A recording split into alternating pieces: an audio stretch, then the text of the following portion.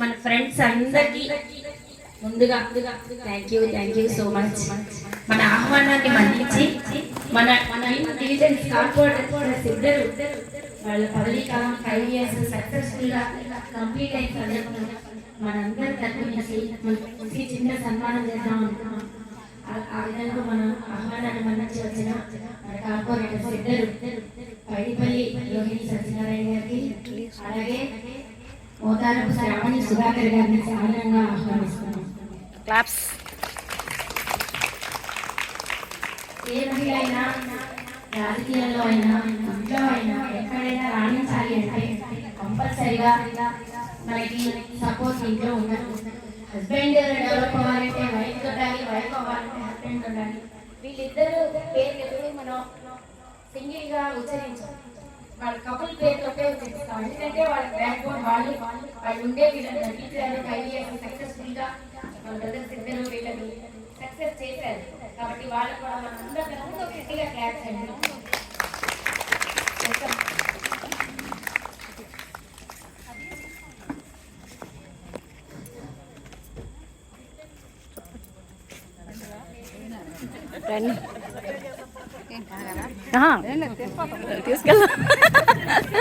తీసుకెళ్తాం.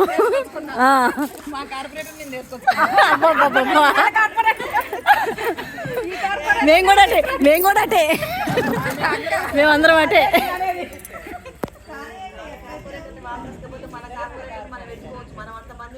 అబ్బా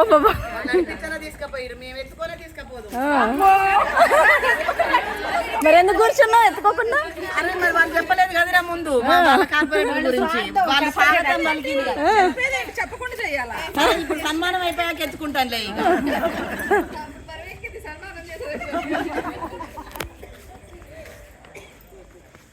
ఇక చీకటి వస్తుంది, లైట్ బ్లాక్ వస్తుంది.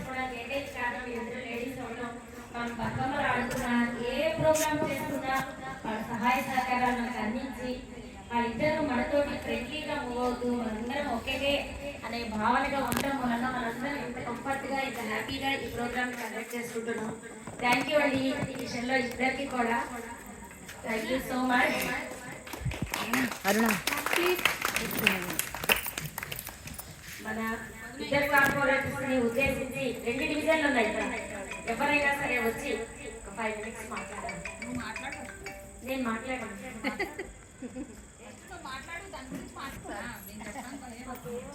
మీరు మొన్న ఫంక్షన్కి రాలేదు, క్రికెట్ చూసి మైనస్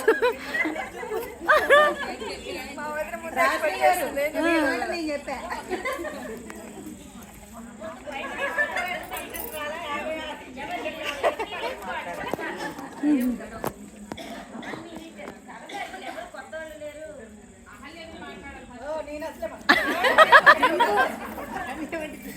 రా వదిలేరా.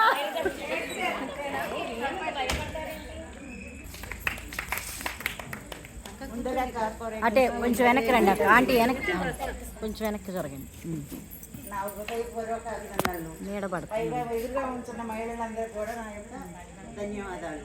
ముఖ్యంగా ఏంటంటే మహిళలను బయటికి రావడానికి బాగా నీడ పడుతుంది. ఆంటీ అటే ఉంటే కోటా కావాలని పోరాటమే కాకుండా మనకు వచ్చిన ఒక అవకాశాన్ని కూడా మన మహిళలు సద్వినియోగం చేస్తున్నారు. మన ఈ 2 డివిజన్లలో 56, 55 అయితే 2 డివిజన్ల మధ్యలో ఉన్నాం. అయినా ఎవరు ఎప్పుడు ఎక్కడ కనపడ్డా కానీ స్నేహపూర్వకంగా ఉంటారు. వీరే కాదు, వీరి హస్బెండ్స్ కూడా మనం కనపడితే నమస్తే అండి, బాగున్నారా, ఎలా ఉన్నారు, ఏంటని పలకరించడంలో కూడా చాలా గౌరవం చూపిస్తారు. అట్లాగే మనని గుర్తించి మనకు కొన్ని అవకాశాలు కూడా మనకి ఏదైనా కావాలని అడిగినా చేసినటువంటి రోజులు కూడా ఉన్నాయి. నాకు శ్రావణి గారు నేను కొన్ని సమస్యలు అడిగాను, నాకు చేశారు. ఎక్కడ కనపడ్డా కానీ ప్రమీలా గారు బాగున్నారా అంటాం. ఆంటీ ప్రమీలా గారిని కూడా అందు ఆంటీ అంటారు. నేను వాళ్ళ వారిని అల్లుడు గారు అంటాను. జోక్ చేస్తూ నేను వచ్చి కూడా అది కొద్ది కాదని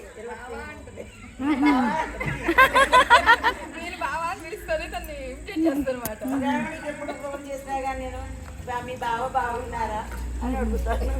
అలాగే ఒక స్నేహపూర్వకంగా ఉండేటువంటి కార్పొరేటర్లు మనకి దొరకటం, మన పనులకి కూడా ఏదైనా ఉన్నాయి అని అంటే సపూర్వకంగా చేయటం.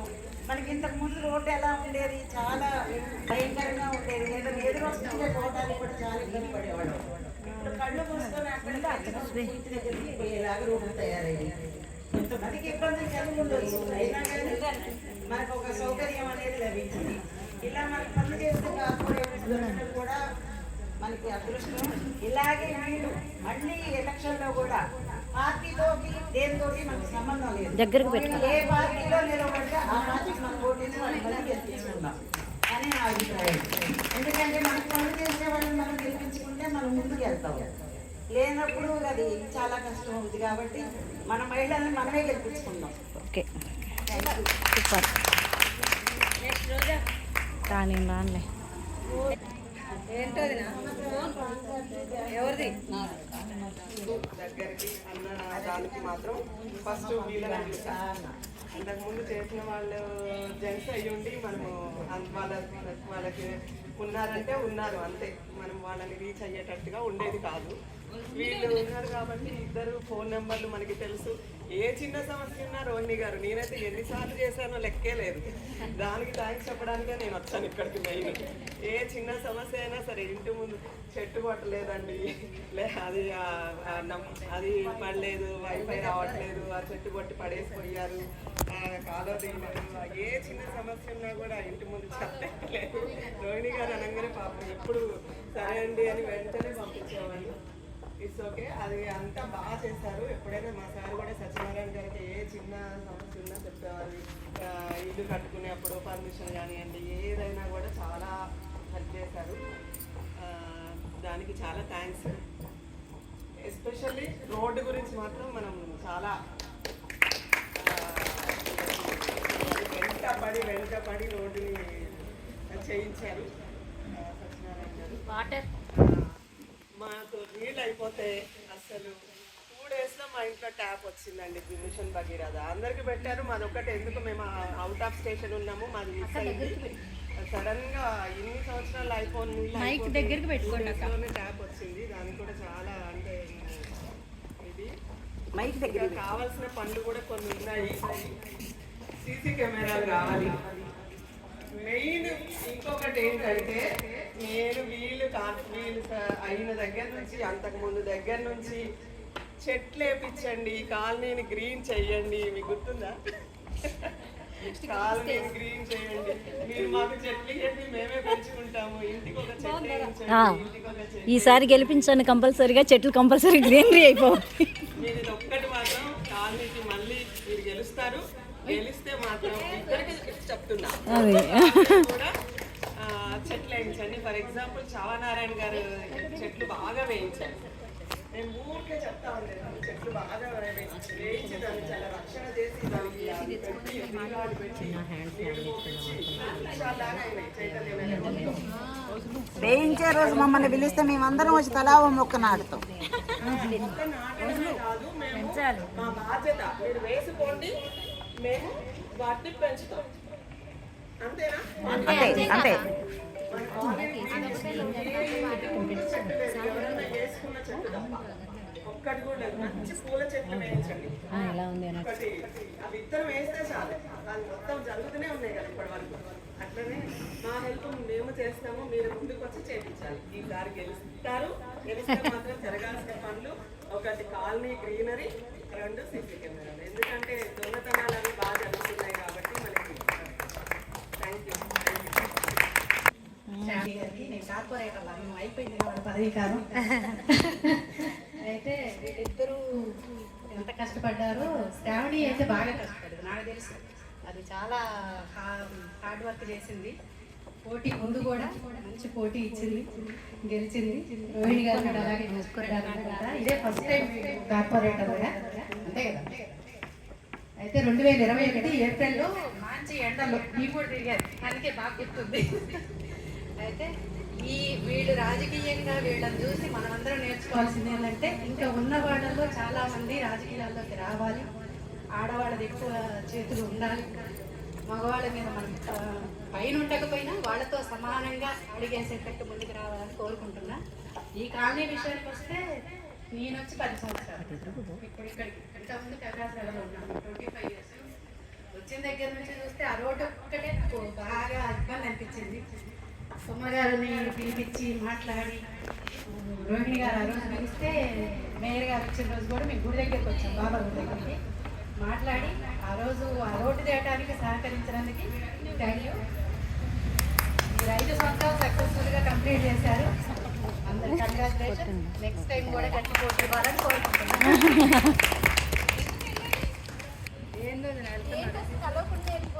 నాయకులు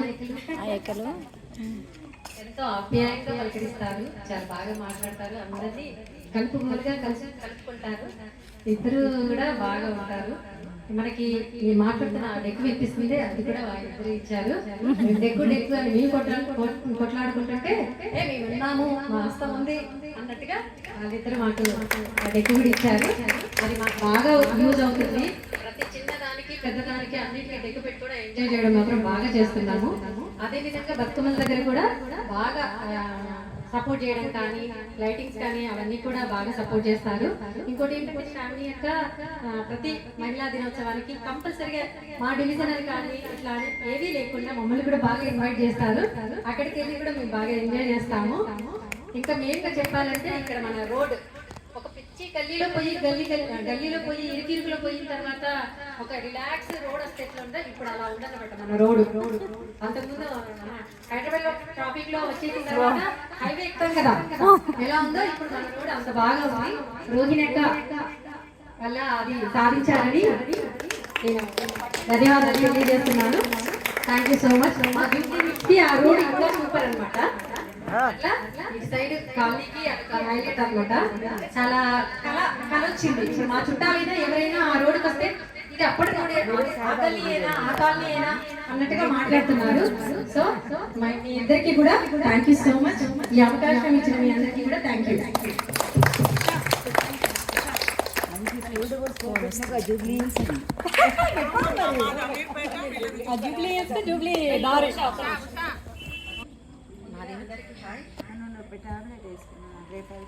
సంవత్సరాల పదవీ కాలం సక్సెస్ఫుల్గా పూర్తి చేసుకొని మన కోరికను మన్నించి ఇక్కడికి వచ్చిన కార్పొరేటర్లు ఇద్దరికి, శ్రావణి గారికి, రోహిణి గారికి ముందుగా ధన్యవాదాలు తెలుసుకుంటున్నా. అలాగే మన ఫ్రెండ్స్ అందరూ కూడా అంటే మనం ఇప్పటి వరకు ఏదో మన చిన్న చిన్న పార్టీస్ అవి ఇవి చేసుకుంటాము. చెయ్యి పట్టుకోవడం ఇలాంటి ఒక సందర్భాన్ని ఇప్పుడు మనం జరుపుకోవడం అనేది ఇదే ఫస్ట్ టైము. దీనికి కారణం ఏంటంటే మన కార్పొరేటర్లు ఇద్దరు కూడా మహిళలు కావడం వల్ల మన మహిళలందరం కూడా ఇది సక్సెస్ఫుల్గా జరుపుకోవడానికి ట్రై చేసాము ఈరోజు. అలాగే సక్సెస్ఫుల్ అయింది. ఎందుకంటే ఇంతమంది లేడీస్ అసలు నిన్నటి వరకు కూడా ఇంతమంది వస్తారా అని అనుకోలేదు. ఒక 20-25 మెంబర్స్ మాత్రమే వస్తారనుకున్నాం. ఇదేంటంటే మన మహిళలకి మనం ఇచ్చుకునే గౌరవం అన్నమాట. దానివల్ల ఇంతమంది రావడం అంటే మన కార్పొరేటర్లకే కాదు మన మహిళా శక్తికి మనం గౌరవం ఇచ్చుకుంటున్నట్టుగా అనిపించింది నాకు మాత్రం. చాలా హ్యాపీగా ఉంది ఈరోజు ఇంతమందిని ఇక్కడ చూడడం, కార్పొరేటర్ని సత్కరించుకోవడం అనేది. ఇంకోటి ఏంటంటే మనం ఇంతకుముందు కూడా కార్పొరేటర్లు అంటే ఎప్పుడూ ఉంటూనే ఉన్నారు. మనకేంటంటే ఇప్పుడు మహిళలు రావడం వల్ల మనమే వాళ్ళతోనే డైరెక్ట్గా కాల్ చేసి మాట్లాడడం కానీ ఏదైనా కూడా అడిగే అంత చనువు మనకి ఉంది. ఎందుకంటే వారిద్దరు కూడా మహిళలు కావడం వల్ల. జెంట్స్ని అయితే మనం వెళ్ళి అంత తొందరగా అడగలేము. ఇంట్లో మనం మగవాళ్ళకి మీరు చెప్పండి అని ఏదైనా ప్రాబ్లం ఉంటే వాళ్ళతో చెప్పిస్తాం కానీ మనం మాట్లాడలేము. మహిళలు కావడం వల్ల ఏంటంటే మనమే చాలా ఫ్రీగా ఏదైనా కూడా వాళ్ళతో ఫోన్ చేసి మాట్లాడడం, అవసరమైతే ఇంటికి వెళ్ళి మాట్లాడడం అట్లా. దట్టు వీళ్ళు ఏంటంటే మనతో చాలా ఫ్రెండ్లీగా ఉంటారు. వీళ్ళు కార్పొరేటర్లు మనతో ఫ్రీగా ఉంటారా ఉండరా అనే భయం అనేది మనకి లేదు. మన కోలాటం గ్రూప్లో కూడా వాళ్ళు మెంబర్స్గా ఉన్నారు. వాళ్ళకి మనం ఏంటనేది కూడా తెలిసిపోయింది ప్రతి ఒక్కరికి. మన గ్రూప్లో చేసుకునే ప్రతి ఒక్క దానికి ఫంక్షన్కి కూడా వాళ్ళు అటెండ్ అవుతున్నారు. మన ఫ్యామిలీ ఫంక్షన్సే కాదు, మనం ఏ చిన్న ఫంక్షన్ చేసుకున్నప్పటికీ వాళ్ళిద్దరు మాత్రం ఉంటారు. ఎప్పుడో ఇంకా కుదరకపోతే తప్ప ప్రతి చిన్న దానికి మీరు ప్రత్యేకంగా మమ్మల్ని కాల్ చేసి పిలవక్కర్లేదు, గ్రూప్లో పెడితే మేము కూడా వస్తాము అంటే మనతో అంత ఫ్రీగా ఉన్నారనమాట. ఇదే కాకుండా ఇంకా రాబోయే కాలంలో కూడా వీరిద్దరే కాకుండా ఎవరైనా సరే మహిళలు ఇందాక సరళక్క చెప్పినట్టు మహిళలు ముందుకు రావచ్చు. మహిళలు ముందుకు రావడం వల్ల మహిళలకు ఉపయోగం బాగా ఉంటుందని నా నమ్మకం. అందువల్ల ఇంకేం చెప్పాలి, వీళ్ళిద్దరితో పాటు ఇంకా ఎవరైతే ఉన్నారో వాళ్ళందరికీ కూడా కంగ్రాచులేషన్ చెప్పుకుంటూ ఈ అవకాశం ఇచ్చిన మీరందరికీ thank you very much. Next ఎవరు? ధన్యవాదాలు. ఇన్ని దగ్గర పెట్టు.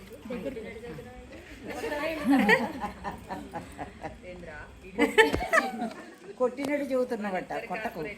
రావట్లే అది వస్తుంది. చెప్పు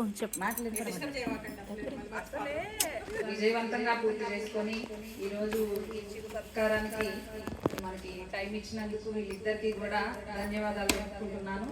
అలాగే మన ఫ్రెండ్స్ అందరూ కూడా టైం కేటాయించి ఇంత వేడికి కూడా వచ్చి ఇంత ఓపికగా కూర్చుంటున్నందుకు చాలా ధన్యవాదాలు. కష్టపడి కూర్చున్నందుకు చాలా ధన్యవాదాలు.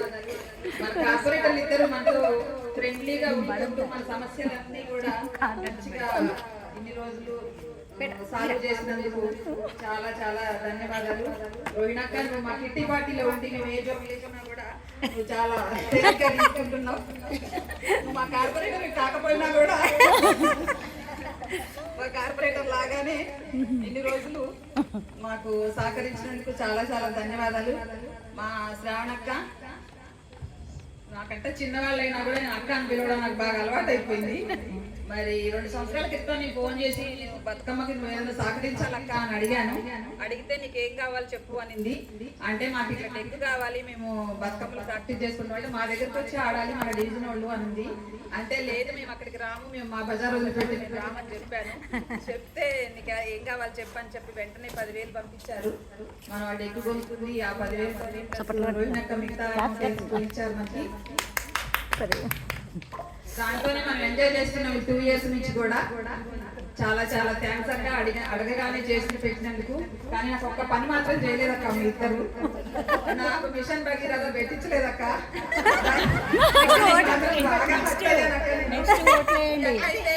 మార్చి కల్లా పంపు పెట్టాకనే నేను వెళ్ళిపోతున్నా అని చెప్పింది. కానీ ఆ పని చేయలేదక్క నువ్వు. మళ్ళీ కాదు, మళ్ళీ నెక్స్ట్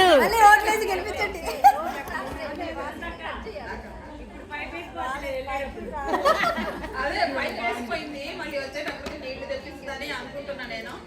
ఏదైనా కోతులు వచ్చినా ఏదొచ్చినా వాళ్ళకి ఫోన్ చేసి మనం సరదాగా అడగటం, వాళ్ళు దాన్ని సరదాగా తీసుకొని మంచిగా ఒక బాధ్యతగా వచ్చి మనకి అన్ని పనులు వస్తాం సునందా, పంపిస్తాం సునందా అని చెప్పడం. కానీ ఇప్పుడు వరకు కూడా మన అందరం కూడా ఏదో ఒక సమస్య మీద వాళ్ళకి కాల్ చేసిన వాళ్ళని అందరం కూడా వాళ్ళు ప్రతిదీ కూడా సీరియస్ గా తీసుకొని వచ్చి మనకి దాన్ని ఎట్లా చేయాలి, ఏం చేయాలి అనేది వాళ్ళు ఆలోచించి చేసి పెట్టారు వాళ్ళకి సాధ్యమైనంత వరకు.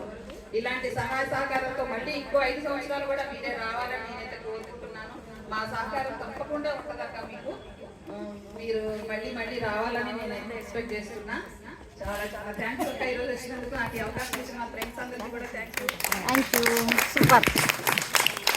మైక్ అద్దా అక్క నీకు? మనము అక్క మైక్ అద్దా?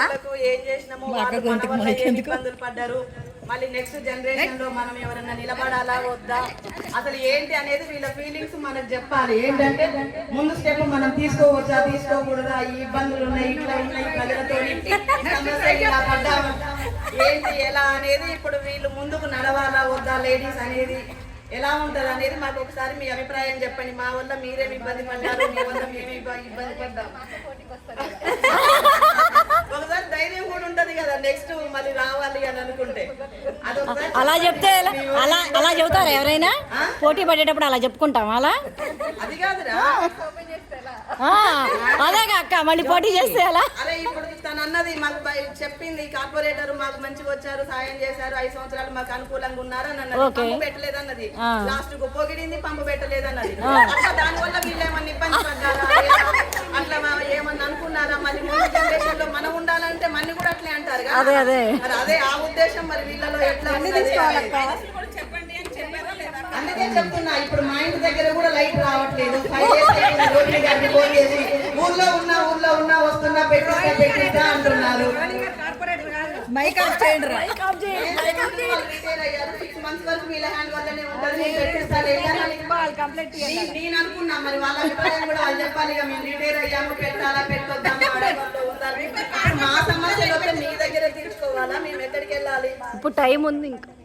మీకు చెప్పాలి కదా అది కాన్ఫిడెన్స్. ఓకే మరి మా ఇంటి ముందు లైట్ రావట్లేదు మాకు కూడా భగీరథ పంపు రావట్లేదు మరి జ్యోతి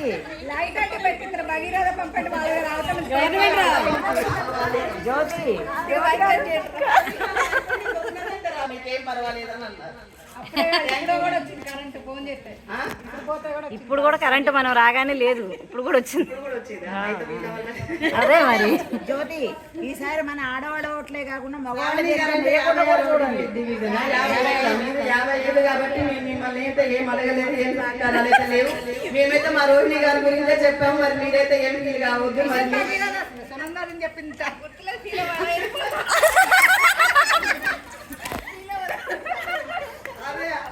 మరి ఇద్దరికి కంగ్రాచులేషన్స్. మరి మీ అభిప్రాయాలు కూడా ఈ 5 years లో ఎట్లా ఉన్నారు ఏంటి అనేది మాకు కూడా ఒకసారి వివరణ ఇవ్వండి. ఓకే. అందరూ చాలా కష్టపడుతున్నారని మాత్రం నిజం. రోజు ఏసీ నుంచి బయటేరారు. అబ్బా కరెంట్ ఒక 10 నిమిషాలు పోతే రోజు ఎక్కడికి ఫోన్ చేస్తారు, శ్రావణ్ ఎక్కడికి ఫోన్ చేస్తారు. అలాంటిది 1.5 hour అవుతుంది. అదొక కార్డులో ఒకటి ఇచ్చారు, విసురుకుంటూ ఉన్నారు. ఎంత ఓపికతో అసలు. ఇది మాత్రం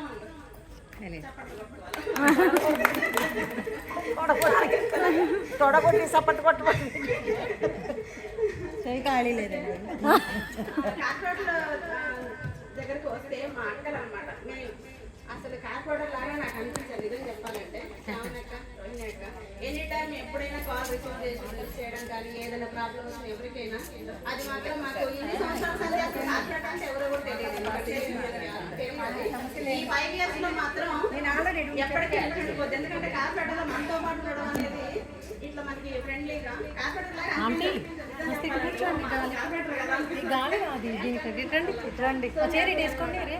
సో నేను ఏంటంటే అసలు ఫస్ట్ మేము వచ్చినప్పుడు ఖమ్మం వచ్చినప్పుడు ఆ ఏరియా ఫస్ట్ వచ్చినప్పుడు ఇక్కడ ఏదైనా ప్లాట్ కొన్నామంటే ఎందుకు ఇక్కడ ఎందుకు అనిపించేంత ఘోరంగా మారిపోయిందంటే